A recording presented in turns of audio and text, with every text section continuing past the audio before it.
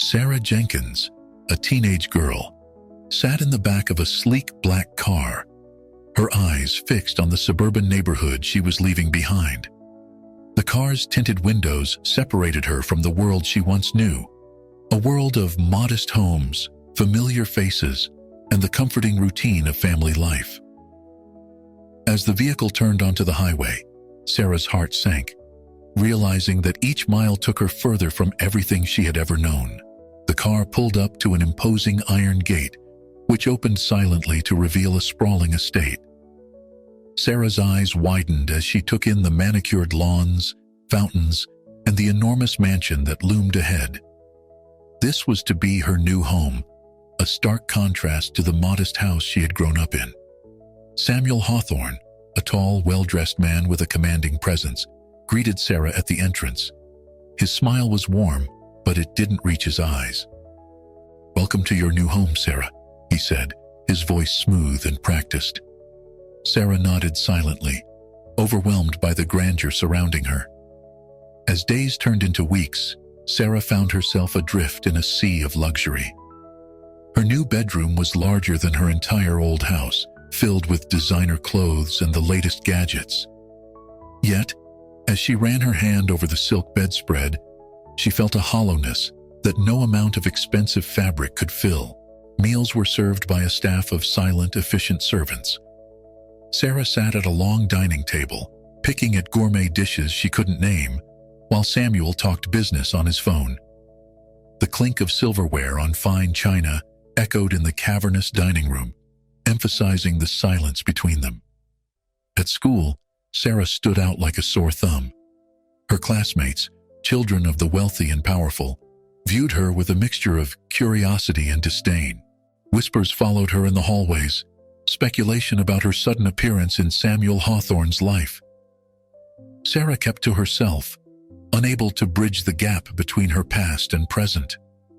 One afternoon, Samuel presented Sarah with a gleaming red sports car. "It's time you learned to drive," he announced, dangling the keys in front of her. Sarah's classmates gathered around, oohing and aahing at the vehicle. For a moment, Sarah felt a spark of excitement. But as she gripped the leather steering wheel, the feeling faded, replaced by a gnawing emptiness. Sarah drove the car around the estate, its powerful engine purring beneath her. The wind whipped through her hair, and for a brief moment, she felt a sense of freedom. But as she circled back to the mansion, reality set in. The car, like everything else in her new life, was just another gilded cage. Nights were the hardest. Sarah would lie awake, staring at the ornate ceiling of her bedroom, memories of her old life flooding back. The laughter shared over simple family dinners, the warmth of her mother's hugs, even the arguments with her siblings, all seemed like distant dreams now. As weeks turned into months, Sarah's isolation grew. She went through the motions of her new life, attending classes, participating in social events, and playing the role of Samuel Hawthorne's ward. But inside, she felt like a ghost, drifting through a world that wasn't hers. Samuel remained an enigma. He was always polite, ensuring Sarah had everything she could ever want materially. But there was a distance between them, an invisible barrier that Sarah couldn't penetrate. Sometimes she caught him watching her with an unreadable expression, as if assessing an investment. Sarah's attempts to connect with her new guardian were met with deflection. Questions about her adoption, her parents, or her past were skillfully redirected. Samuel would change the subject, offer her a new gift, or suddenly remember an important business call. As her 17th birthday approached, Sarah realized that despite living in the lap of luxury for over a year, she felt more alone than ever. The sprawling mansion, with its marble floors and priceless artwork, had never felt like home. The expensive clothes in her closet were like costumes for a role she never auditioned for. Standing on the balcony of her room, overlooking the vast Hawthorne estate, Sarah made a silent vow to herself. She would find a way to uncover the truth about her situation, to understand the real cost of this golden cage she found herself in. Little did she know that this decision would set in motion a chain of events that would shake the foundations of her world and expose a web of secrets darker than she could have imagined. Years passed, and Sarah Jenkins, now a young woman in her mid-20s, had learned to navigate the opulent world she'd been thrust into. She'd become adept at playing the role of Samuel Hawthorne's successful adopted daughter, attending galas, charity events, and board meetings with practiced ease. Yet beneath the polished exterior, the questions that had plagued her as a teenager still burned. One unremarkable Tuesday morning, Sarah's carefully constructed world began to unravel. As she sorted through her mail, a plain white envelope caught her eye. No return address, just her name written in an unfamiliar hand. Curiosity piqued. She tore it open. Inside was a single sheet of paper. As Sarah's eyes scanned the contents, her hands began to tremble. The letter contained information about her biological parents, names, dates, and a series of events that contradicted everything she'd been told about her adoption. But it was the last line that made her blood run cold. Your adoption wasn't an act of charity. It was a transaction. Sarah's mind raced. Who sent this? How did they know? And most importantly, was it true? She spent the next few days in a daze, unable to focus on work or social obligations. The letter had opened a floodgate of suppressed memories and emotions. Determined to get answers, Sarah decided to confront Samuel. She found him in his study, poring over financial reports. "We need to talk," she said, her voice steadier than she felt. Samuel looked up, his expression unreadable. "About what, my dear?" he asked, his tone casual. Sarah took a deep breath. "About my adoption, about my real parents." For a split second, something flashed in Samuel's eyes. Surprise? Fear? But it was gone so quickly, Sarah wasn't sure she'd seen it at all. He leaned back in his chair, a benign smile on his face. "Sarah, we've been through this. Your parents gave you up because they couldn't care for you. I provided you with opportunities they never could. Isn't that enough?" His words were smooth, practiced, but Sarah noticed how he sidestepped her actual questions. She pressed on, mentioning the letter, watching for his reaction. Samuel's smile never wavered, but his knuckles whitened as he gripped his pen. "Anonymous letters? Really, Sarah, I thought I raised you to be more discerning. People will say anything out of jealousy or spite. You shouldn't let such nonsense upset you." As he spoke, Samuel stood and walked around the desk, placing a fatherly hand on Sarah's shoulder. The gesture, meant to be comforting, felt heavy and constraining. Sarah realized with startling clarity that she'd never get the truth from him. The conversation ended with Samuel suggesting Sarah take a vacation to clear her head. His tone was kind, but Sarah couldn't shake the feeling that she was being managed, manipulated. As she left the study, she knew she needed help from someone outside Samuel's sphere of influence. That night, unable to sleep, Sarah scoured the internet for private investigators. She needed someone discreet, someone who wouldn't be intimidated by the Hawthorne name. After hours of research, one name stood out. Alex Reeves, a former cop turned PI, known for handling sensitive cases. Sarah met Alex at a nondescript diner on the outskirts of the city. He was younger than she expected, with keen eyes that seemed to take in everything. As Sarah explained her situation, leaving out no details, Alex listened intently, asking sharp, pertinent questions. "This won't be easy," Alex warned her. "People like Samuel Hawthorne have resources and connections. Digging into this could stir up a hornet's nest." Sarah nodded, her jaw set with determination. "I need to know the truth, no matter what." Alex studied her for a moment, then nodded. "All right, but there's something you should know about me. I have a personal stake in cases like yours." He rolled up his sleeve, revealing a small tattoo, a series of numbers. "I was trafficked as a kid, managed to escape, made it my life's mission to help others. If what you suspect is true, this goes way beyond a simple adoption." Sarah felt a chill run down her spine. Alex's revelation added a new, terrifying dimension to her suspicions, but it also cemented her resolve. She wasn't just fighting for her own truth anymore. She was potentially uncovering a system that had harmed countless others. As Sarah left the diner, her mind was a whirlwind of emotions: fear, anger, determination. She knew that by hiring Alex, she had taken the first step on a journey that would change her life forever. The comfort and security of the Hawthorne mansion now felt suffocating. The truth, no matter how painful, was out there, and Sarah was determined to find it. Little did she know that her search for answers would uncover a web of corruption, deceit, and criminal activity that reached into the highest echelons of society, putting her life and the lives of those around her in grave danger. The partnership between Sarah and Alex quickly evolved from a professional arrangement into a deep connection. As they delved into the murky details of Sarah's past, they found themselves sharing their personal histories, each revelation bringing them closer together. Alex's office became their base of operations. The small, cluttered space was a far cry from the pristine halls of the Hawthorne mansion. But Sarah found comfort in its realness.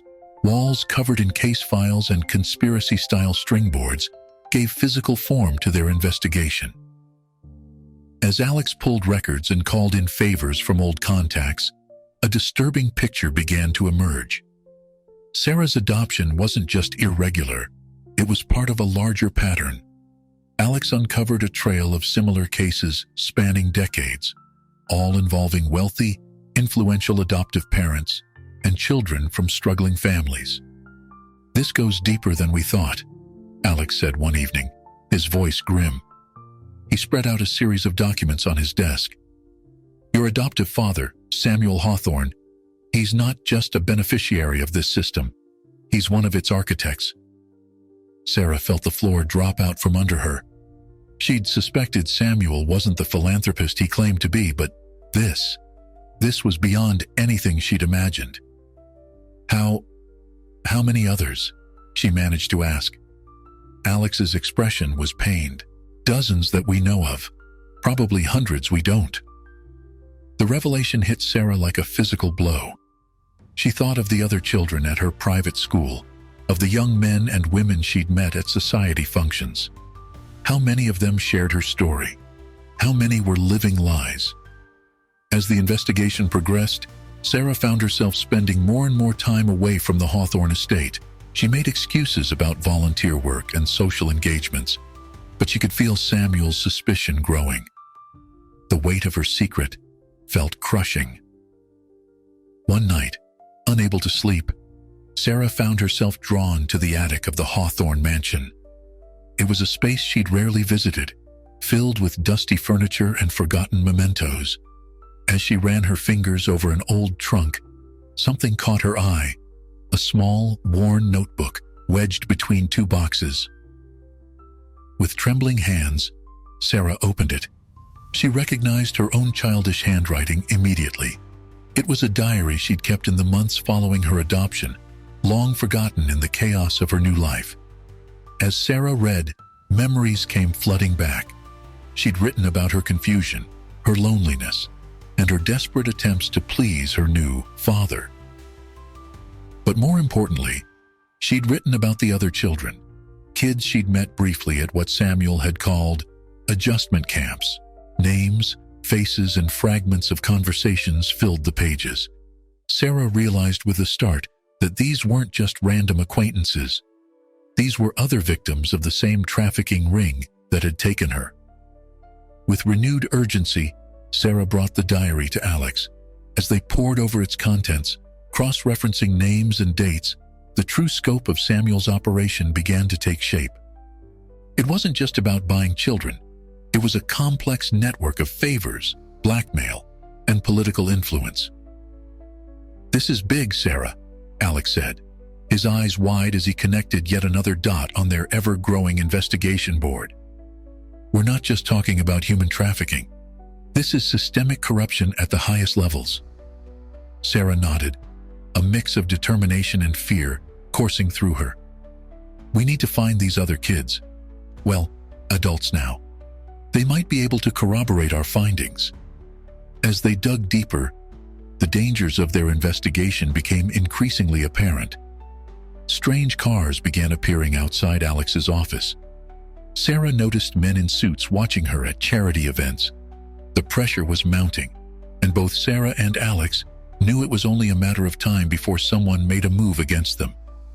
Despite the growing threat, Sarah felt a sense of purpose she'd never known before. For the first time in her life, she was fighting for something real, something that mattered. The luxury of the Hawthorne lifestyle, once her gilded cage, now felt hollow and meaningless in comparison to the truth she was uncovering. One evening, as they worked late into the night, Alex turned to Sarah with a serious expression. "You know we can't go back from this, right? Once we pull this thread, your whole world is going to unravel." Sarah met his gaze steadily. "I know, but I can't live with the lie anymore. We need to expose this, no matter the cost." As Sarah left Alex's office that night, the weight of their discovery heavy on her shoulders, she knew she was standing on the precipice of a life-changing decision. The path ahead was dangerous and uncertain, but for the first time in years, Sarah felt truly alive. Little did she know that her next steps would not only challenge the corrupt system she'd uncovered, but also force her to confront her own identity and redefine her understanding of family, loyalty, and love. Sarah's investigation took an unexpected turn when she received a message from a name she hadn't heard in years, Lisa Chen. They had briefly crossed paths at one of Samuel's adjustment camps when they were teenagers. The memory was hazy, but Sarah recalled a quiet, frightened girl with haunted eyes. They agreed to meet at a small cafe on the outskirts of town, away from prying eyes. As Sarah walked in, she immediately recognized Lisa. Time had changed her, but the wary look in her eyes remained the same. "I saw your name in the society pages," Lisa said without preamble. "Couldn't believe it was you. You're living with him, aren't you? With Hawthorne?" Sarah nodded, her throat tight. "Lisa, I'm trying to uncover the truth about what happened to us, to all of us." Lisa's eyes darted around the cafe nervously before she leaned in. "It's worse than you know, Sarah. The things I've seen, the people involved, it goes all the way to the top." Over the next few hours, Lisa shared her story. Unlike Sarah, who had been groomed for high society, Lisa had been shuffled between various sponsors, each using her for their own purposes. She'd managed to escape a few years ago and had been living under the radar ever since. "But I couldn't stay silent anymore," Lisa said, her hands shaking slightly as she gripped her coffee cup. "When I saw your name, I knew I had to reach out. We need to expose them, Sarah. All of them." Sarah felt a mix of relief and dread. Here was someone who understood, who had lived through the same horrors. But Lisa's experiences also confirmed her worst fears about the extent of the trafficking network. Together, they began piecing together their shared history, filling in gaps in each other's memories. Names, dates, and locations started to form a coherent picture of a vast, interconnected web of exploitation.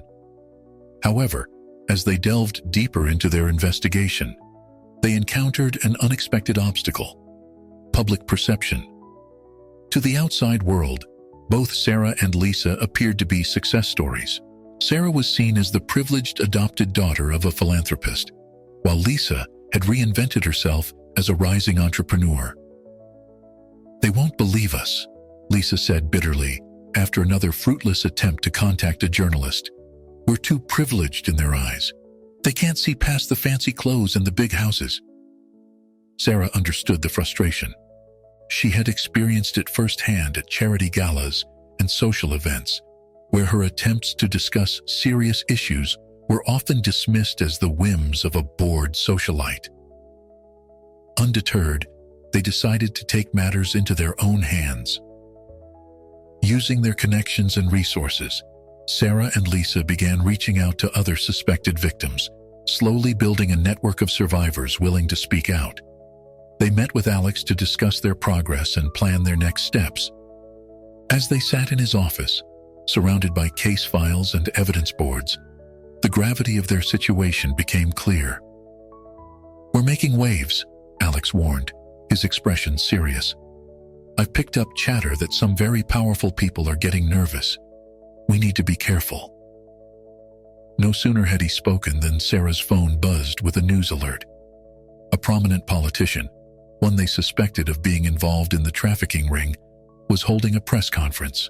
As they watched, the man vehemently denied any wrongdoing, instead painting himself as the victim of a smear campaign by ungrateful adoptees and attention seekers. The press conference was a stark reminder of what they were up against.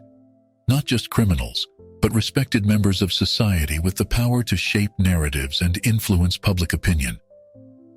"They're trying to get ahead of the story," Lisa said, her voice tight with anger. "We need to move faster," Sarah nodded, a determined set to her jaw. "We need irrefutable evidence, something they can't spin or deny."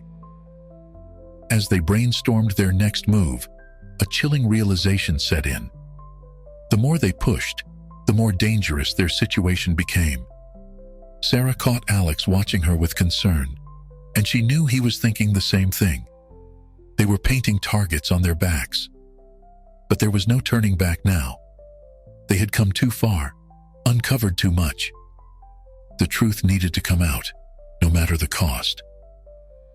As the meeting wound down, Sarah felt a mix of fear and exhilaration. They were standing on the precipice of something huge, something that could shake the foundations of society. But with that came enormous risk. Leaving Alex's office, Sarah and Lisa shared a look of understanding. They were in this together now, bound by shared trauma and a common goal. Whatever came next, they would face it side by side. Little did they know that their next steps would not only put their lives in danger, but also test the limits of their newfound alliance and force them to confront the deep-seated fears and trust issues left by their traumatic pasts. Sarah and Lisa's network of survivors grew steadily over the next few weeks. What started as hushed conversations and clandestine meetings evolved into a structured support group. They called themselves the Forgotten, a name that spoke to their shared experience of being treated as commodities rather than human beings. One chilly evening, Sarah hosted a secret gathering at a rented community center. The room was filled with nervous energy as 24 individuals from various backgrounds shared their stories. Some, like Sarah, had been groomed for high society. Others, like Lisa, had endured far worse fates. As the meeting progressed, a sense of solidarity began to form. These were people who understood each other's pain, who didn't need explanations or justifications. For many, it was the first time they felt truly heard. "We're stronger together," Sarah said, addressing the group. "Our individual stories might be dismissed, but united, we have a chance to be heard." The group began to formulate a plan. They would gather evidence, build a case so strong that it couldn't be ignored or swept under the rug. Each member was assigned tasks based on their skills and connections. However, as their operation grew, so did the risks. During one of their meetings, a newer member, David, failed to show up. Concern turned to panic when he didn't respond to calls or messages. 2 days later, they received a chilling video. David, looking battered and terrified, recanted everything he had told the group, claiming he had lied for attention. The video ended with a clear warning: "Stop digging, or you're next." The disappearance sent shockwaves through the group. Fear and paranoia set in. Some members wanted to back out, afraid for their safety and that of their loved ones. "We can't stop now," Lisa argued during an emergency meeting. "If we give up, they win. Everything we've been through will have been for nothing." Sarah agreed, but she could see the toll the pressure was taking on everyone. The unity they had built, was starting to fracture under the weight of fear and mistrust. To address the growing tension, Sarah decided to take a risk. She opened up about her own struggles, her doubts, and her fears. She spoke about the nightmares that still plagued her, the moments of panic when she thought she saw one of her abusers in a crowd. "I'm scared too," she admitted, her voice trembling slightly. "But I'm more scared of staying silent. We owe it to ourselves, to David, and to all the others who can't speak out, to see this through." Her vulnerability seemed to strike a chord. One by one, others began to share their own fears and doubts. The honesty was painful but cathartic. By the end of the meeting, the group had regained its sense of purpose and unity. They implemented new security measures, creating code names and secure communication channels. Alex provided training on counter-surveillance techniques. The forgotten were no longer just victims. They were becoming a well-organized resistance movement. As their investigation deepened, they uncovered a pattern of suspicious deaths and disappearances linked to their case. People who had tried to blow the whistle in the past had met with accidents or had simply vanished. The stakes were higher than they had ever imagined. One night, as Sarah was leaving a late meeting, she felt a prickle of unease. The street seemed too quiet, the shadows too deep. She quickened her pace, her hand tightening on her phone, ready to call for help. Suddenly, a figure stepped out of an alley. Sarah's heart raced, but then she recognized Lisa's face in the dim light. "Thank God," Lisa breathed. "I've been trying to reach you. We need to move now. They know about tonight's meeting." As if on cue, the sound of screeching tires filled the air. Black SUVs appeared at both ends of the street, blocking their escape routes. Sarah and Lisa shared a brief look of understanding. Without a word, they sprinted down a narrow side street, their footsteps echoing in the night. Behind them, they could hear shouts and the sound of pursuit. As they ran, Sarah's mind raced. Who had betrayed them? How much did their enemies know? And most importantly, what would they do next? They managed to lose their pursuers in the maze-like streets of the old town, finally stopping to catch their breath in a dimly lit park. "We can't go back," Lisa panted, her eyes wide with fear and adrenaline. "It's not safe anymore." Sarah nodded, the reality of their situation sinking in. They were now fugitives, hunted by powerful people who would stop at nothing to keep their secrets buried. As the first light of dawn began to break, Sarah and Lisa made a pact. They would go underground, but they wouldn't give up. The forgotten would continue their fight, no matter the cost. Little did they know that their next steps would not only put their lives in even greater danger, but also lead them to uncover a truth more horrifying than they had ever imagined. With the threat level escalating, Sarah and Lisa knew they needed to act quickly and decisively. They couldn't risk the safety of the entire group, so they decided to take matters into their own hands.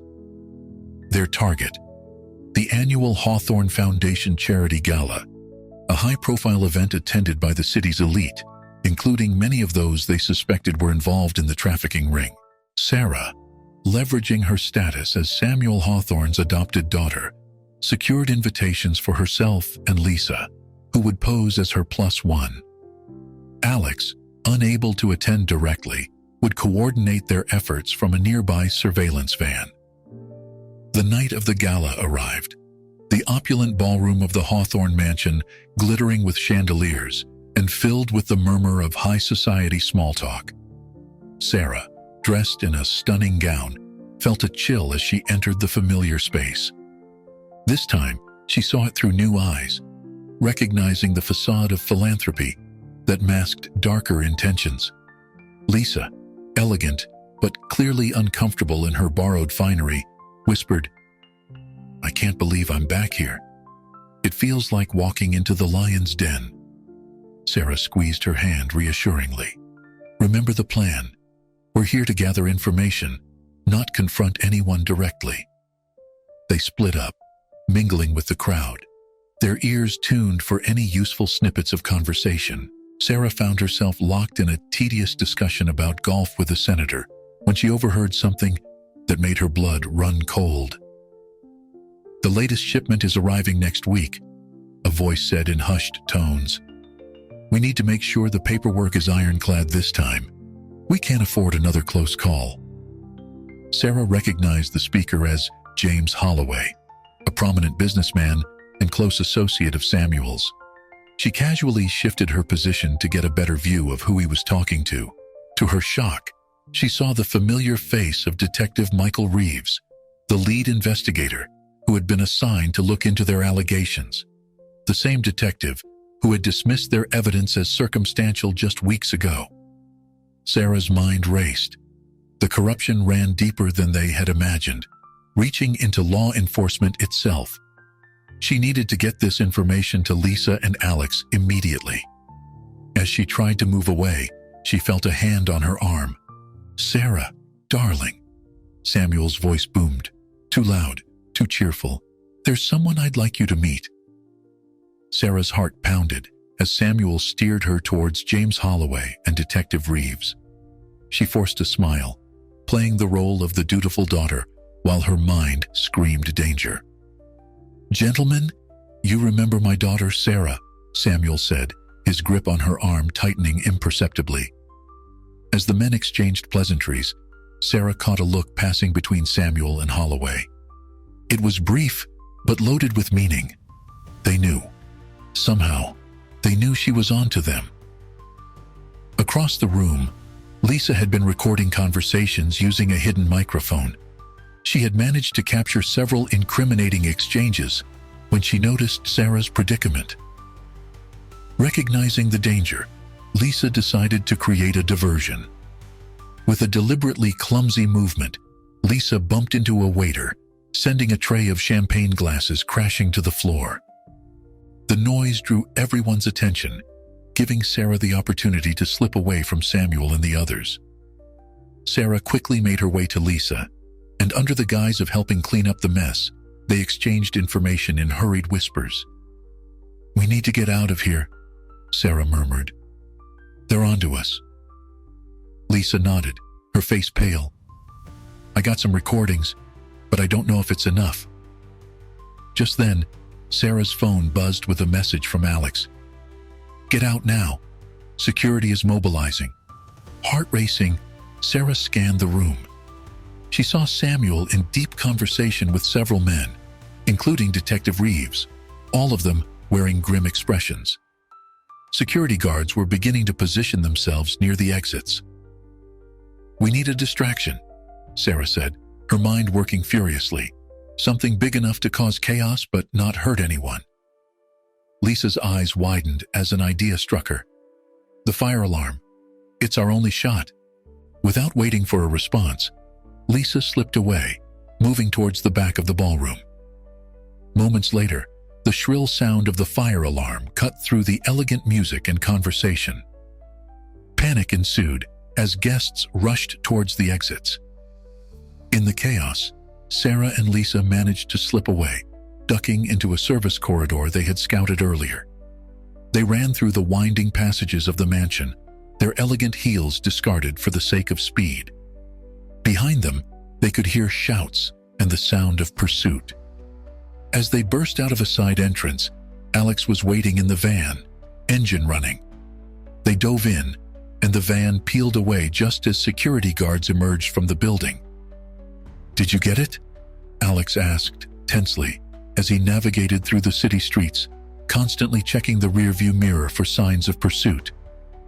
Sarah nodded, breathless.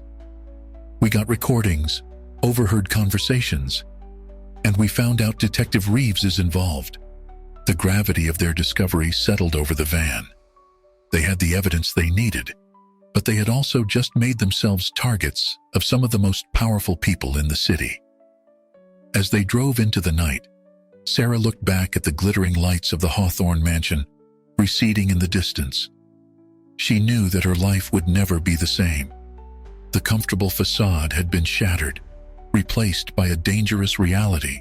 But as she looked at Lisa and Alex, She felt a surge of determination. They had taken a huge risk, but they were one step closer to exposing the truth. The real fight was just beginning. With their hard-won evidence in hand, Sarah, Lisa, and Alex knew they needed to act fast.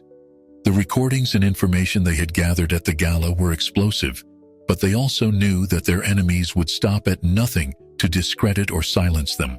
"We need to get this information out to the public," Sarah said, her voice firm despite the exhaustion evident on her face.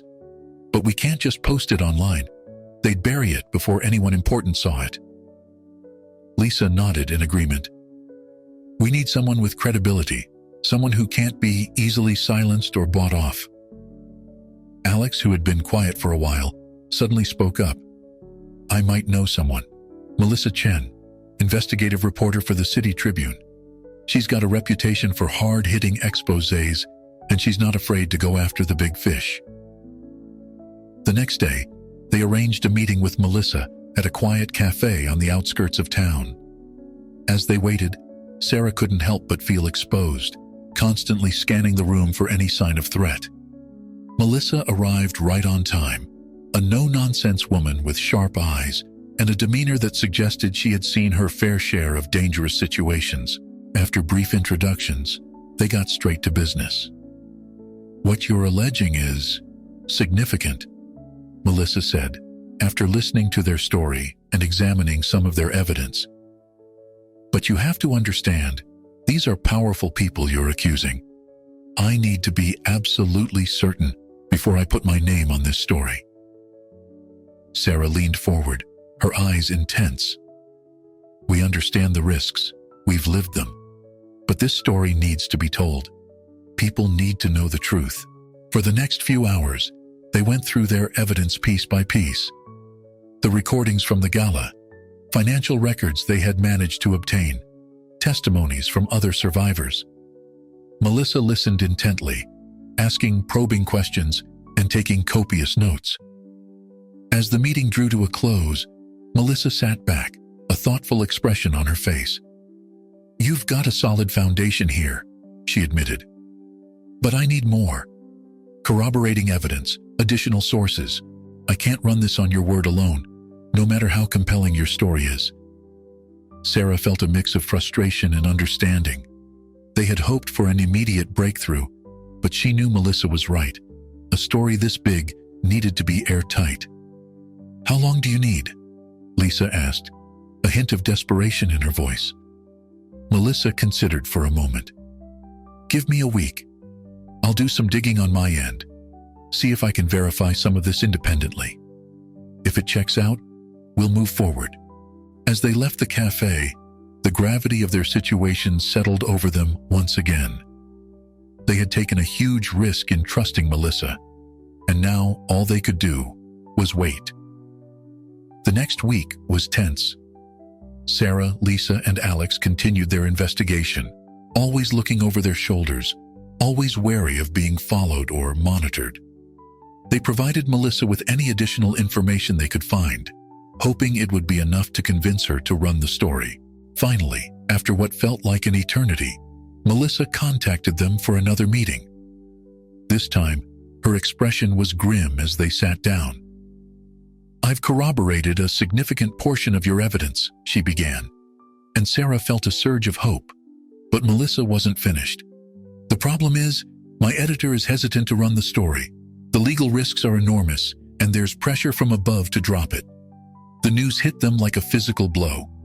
They had been so close, only to be thwarted by corporate interests and the fear of legal repercussions. "So that's it?" Lisa asked, her voice tight with anger and disappointment. "They just get away with it?" Melissa held up a hand. "I didn't say that. I believe in this story, and I believe you. But if we're going to do this, we need to make it undeniable. We need something that will make it impossible for them to ignore or bury." Sarah took a deep breath, steeling herself. "What do you need?" "A face," Melissa replied. "Someone willing to go on record, to be the human element of this story. Numbers and recordings can be disputed or explained away, but a real person, telling their story. That's harder to ignore. The implication hung heavy in the air. Sarah and Lisa exchanged a long look, understanding the enormous risk such a move would entail. Going public would paint a target on their backs, exposing them to potential retaliation from the very people they were trying to bring down. "I'll do it," Sarah said finally, her voice quiet but determined. "I'll tell my story." Lisa grabbed her hand, squeezing it tightly. "We'll do it together," she corrected. "Two voices are stronger than one." Melissa nodded, a mix of respect and concern in her eyes. "Are you sure? Once we do this, there's no going back. Your lives will never be the same." Sarah looked at Lisa, then at Alex, drawing strength from their presence. "Our lives haven't been our own for a long time," she said. "It's time we took them back, not just for us, but for all the others who can't speak out." As they began to plan the interview, Sarah felt a strange mix of fear and exhilaration. They were about to step into the spotlight to challenge some of the most powerful people in the city. It was terrifying, but it also felt right. This was the moment they had been working towards, the chance to finally bring the truth to light. Whatever came next, they would face it together. The day Melissa's expose hit the newsstands, it sent shockwaves through the city. The front page of the City Tribune bore the headline, "Adoption or Abduction? The Dark Truth Behind the Hawthorne Foundation," with Sarah and Lisa's faces prominently featured. The article laid bare the horrifying details of the trafficking ring, backed by financial records, witness testimonies, and Sarah and Lisa's own harrowing accounts. The public reaction was immediate and intense. Social media exploded with outrage, calls for justice, and messages of support for the survivors. News channels ran the story nonstop, dissecting every detail and bringing in experts to comment on the implications. For Sarah and Lisa, the aftermath was a whirlwind. Their phones rang incessantly with calls from other news outlets seeking interviews, their inboxes filled with messages from other survivors coming forward with their own stories, emboldened by Sarah and Lisa's bravery. But amidst the support, there was also backlash. Samuel Hawthorne and his associates quickly launched a counteroffensive, issuing statements that painted Sarah and Lisa as troubled, attention-seeking individuals, fabricating stories for personal gain. They threatened legal action against the City Tribune and anyone else who propagated what they called malicious lies. The pressure was intense, and it wasn't long before Sarah and Lisa started feeling the heat. One morning, Sarah woke up to find her car vandalized, the words "liar" spray-painted across the hood. Lisa received anonymous threats via email, warning her to retract her story or else. Alex, ever vigilant, insisted on upgrading their security measures. "They're scared," he said as he installed new locks on their doors. "That means we're getting to them, but it also means they're dangerous." Despite the threats, Sarah and Lisa pressed on. They gave interviews, spoke at rallies, and worked tirelessly to keep the story in the public eye. Their goal was clear. They wanted justice, not just for themselves, but for all the victims of the trafficking ring. As public pressure mounted, politicians who had once been friendly with Samuel Hawthorne began to distance themselves. Calls for official investigations grew louder, and soon, the Attorney General's office announced that they would be looking into the allegations. But just as it seemed they were making real progress, disaster struck. One evening, as Sarah was returning home from a late-night strategy meeting with Melissa and Alex, she found her apartment door ajar. Heart pounding, she cautiously entered, only to find the place ransacked. Papers were strewn everywhere, drawers upended, and her laptop was missing. Panic set in as Sarah realized the implications. That laptop contained sensitive information about their investigation, including the names and contact details of other survivors who had come forward. If it fell into the wrong hands, it could put countless lives at risk. She immediately called Alex and Lisa, warning them to be on high alert. As they converged on her apartment, the gravity of the situation sank in. This wasn't just about intimidation anymore. Their enemies were actively trying to undermine their efforts and potentially harm those they were trying to protect. "We need to go dark," Alex said firmly, his eyes scanning the destroyed apartment for any signs of surveillance devices. "They're escalating, and we don't know how much they know or what they're planning next." Lisa nodded in agreement, her face pale but determined. "I'll contact the others, warn them to be careful. We can't risk anyone else getting hurt because of us." As they formulated a plan to secure their remaining evidence and protect their sources, Sarah couldn't help but feel a mixture of fear and determination. They had known this wouldn't be easy, but the reality of the danger they faced was finally sinking in. Just then, Sarah's phone buzzed with a news alert. Her blood ran cold as she read the headline: "Key witness in Hawthorne case found dead in apparent suicide." The name in the article was familiar. It was one of the survivors who had recently come forward to corroborate their story. The official report claimed it was suicide, but Sarah knew better. This was a message, a brutal reminder of what their enemies were capable of. The room fell silent as Sarah shared the news. The weight of responsibility and the cost of their actions pressed down on them. They were no longer just fighting for justice. They were fighting for their lives and the lives of those who had trusted them. "What do we do now?" Lisa asked, her voice barely above a whisper. Sarah took a deep breath, steeling herself. "We keep fighting," she said firmly. "We owe it to everyone who's risked everything to help us. We can't back down now." Alex nodded, a grim determination in his eyes. "I have some contacts from my days on the force, people who owe me favors. It's time to call them in. We need all the help we can get." As they left Sarah's apartment, slipping away into the night to regroup and plan their next move, the city buzzed with the unfolding drama. Unbeknownst to them, their story had sparked a fire that was rapidly spreading beyond their control. The battle lines were drawn, and the true test of their resolve was about to begin. With the stakes higher than ever, Sarah, Lisa, and Alex knew they needed to take drastic action. They couldn't fight this battle alone anymore. It was time to bring in reinforcements and launch an all-out offensive against Samuel Hawthorne and his network. Alex reached out to his old contacts in law enforcement, carefully vetting each one to ensure they weren't compromised. Meanwhile, Sarah and Lisa worked tirelessly to organize the growing network of survivors and supporters. They set up secure communication channels, established safe houses, and created contingency plans for every possible scenario. Their goal was ambitious: to orchestrate a coordinated expose that would bring down the entire trafficking ring in one fell swoop. They planned to hit Samuel and his associates from all angles: legal, financial, and public relations. "We need to make it impossible for them to wiggle out of this," Sarah explained during a strategy meeting. "If we hit them hard enough and fast enough, they won't have time to cover their tracks or silence more witnesses." The plan was risky. It required perfect timing and flawless execution. One misstep could spell disaster, not just for them, but for everyone involved in the operation.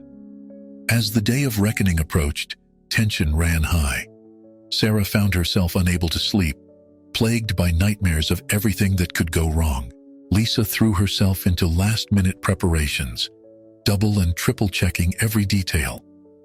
Alex maintained a calm exterior, but his constant vigilance betrayed his anxiety. The night before the operation, Sarah stood on the balcony of their temporary safe house, staring out at the city lights. She felt a presence behind her and turned to see Alex joining her. "Having second thoughts?" he asked quietly. Sarah shook her head.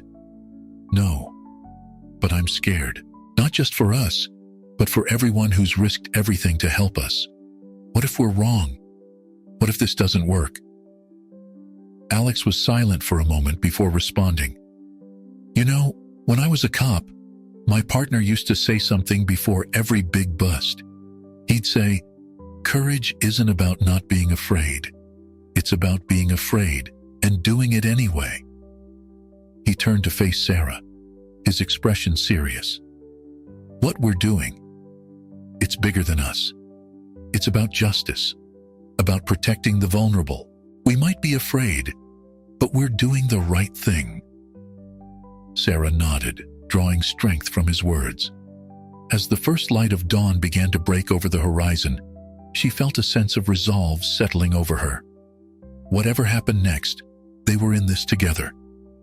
The day of the operation dawned bright and clear. Sarah, Lisa, and Alex gathered their team for one final briefing. The room was filled with a mix of survivors, journalists, lawyers, and trusted law enforcement officers. Each person had a crucial role to play in the coming hours. "Remember," Sarah addressed the group, her voice steady despite her nerves, "timing is everything. We need to hit them from all sides simultaneously. Don't give them a chance to regroup or retaliate." As the meeting concluded, Lisa pulled Sarah aside. "Whatever happens today," she said, her eyes shining with unshed tears, "I want you to know that meeting you, fighting alongside you, it's given me a purpose I never thought I'd have." Sarah hugged her tightly, words failing her in the face of such raw emotion. This journey had forged a bond between them that went beyond friendship. They were sisters in arms, united by shared trauma and a common goal. The operation began at precisely 10 a.m. Across the city, carefully coordinated events unfolded in rapid succession. A team of lawyers filed a massive class action lawsuit against the Hawthorne Foundation and its associates. Investigative journalists from multiple outlets released a series of damning exposés, each building on and corroborating the others. Federal agents, armed with meticulously gathered evidence, conducted simultaneous raids on key locations tied to the trafficking ring. A group of hackers, working anonymously, released a trove of incriminating documents online, making them impossible to suppress. Sarah, Lisa, and Alex monitored the situation from their command center, coordinating efforts and responding to unexpected developments. The adrenaline was palpable as reports began flooding in. Initial results were promising. Samuel Hawthorne and several high-ranking associates were taken into custody. The stock price of companies linked to the trafficking ring plummeted. Social media exploded with the unfolding drama, putting immense public pressure on authorities to take action. But as the day wore on, the backlash began. Lawyers for the accused launched aggressive counterattacks, attempting to discredit witnesses and suppress evidence. There were reports of key documents going missing and witnesses suddenly recanting their statements. As night fell, Sarah, Lisa, and Alex found themselves at a crucial juncture. They had landed a significant blow, but the fight was far from over. The next few hours would determine whether their efforts would lead to lasting change or be swept under the rug like so many attempts before. With determination in their eyes and steel in their spines, they prepared for the next phase of their battle. The truth was out there, and they were ready to do whatever it took to ensure justice was served. As the operation entered its critical phase, Sarah, Lisa, and Alex worked tirelessly to maintain the momentum they had built. The command center was a hive of activity, with phones ringing constantly and screens displaying real-time updates from various fronts of their battle. Sarah was coordinating with the legal team when an urgent message came through. A key witness, someone high up in Samuel's organization, was willing to testify in exchange for immunity. This could be the breakthrough they needed to solidify their case. "We need to move on this now," Sarah said, her voice tense with urgency. "Alex, can you arrange secure transport for the witness?" Alex nodded, already reaching for his phone. "I'll handle it personally. We can't risk using anyone we're not absolutely sure about." As Alex left to make arrangements, Lisa approached Sarah with a troubled expression. "Sarah, there's something you need to see," she said, handing over a tablet.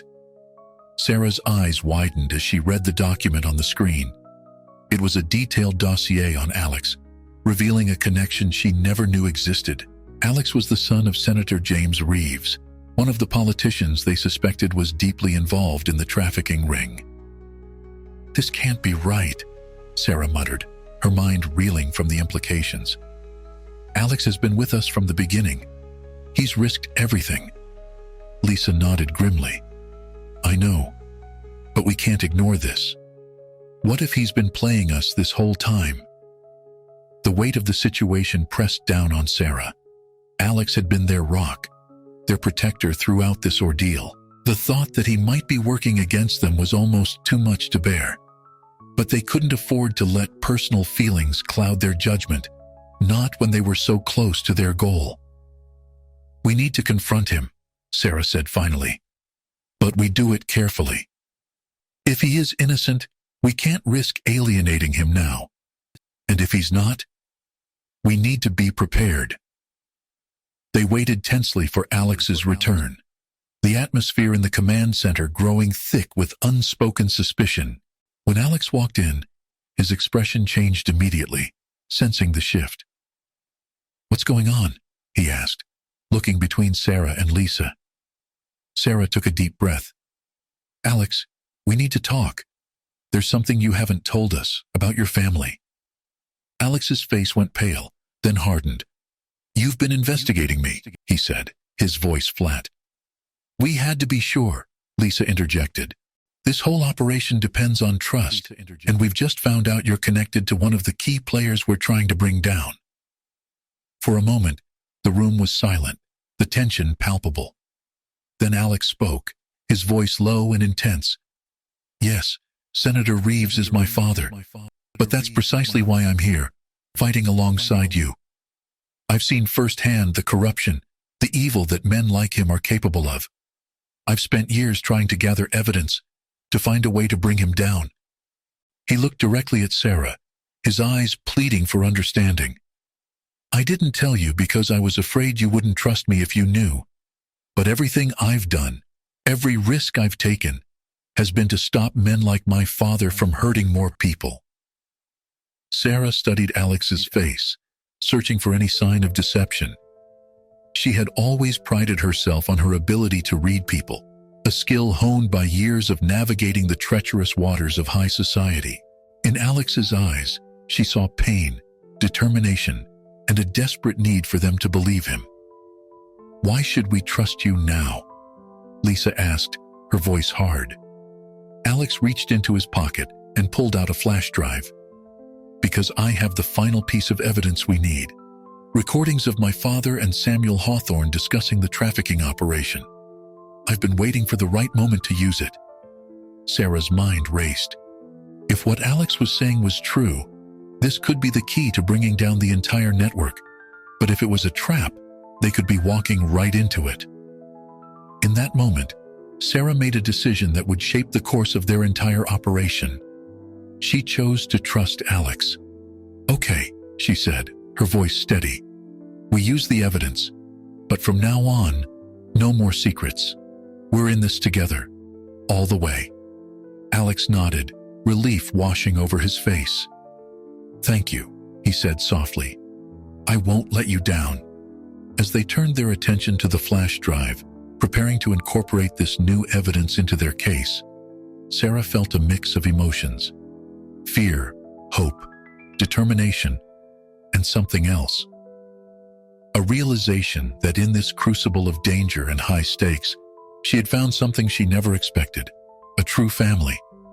The next few hours would determine the success or failure of their entire mission.